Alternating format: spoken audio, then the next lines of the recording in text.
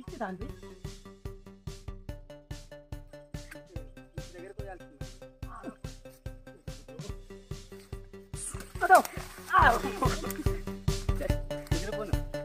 పనస పండు దీన్ని చాలా తక్కువ మంది తీసుకుంటూ ఉంటారు, ఎందుకంటే దీన్ని కట్ చేయడానికి పట్టే సమయము శ్రమ రెండు కూడా అధికంగా ఉంటాయి కాబట్టి. ఈ పండు యొక్క ఉపయోగాలు తెలుసుకుంటే దీన్ని అయితే వదిలిపెట్టరు.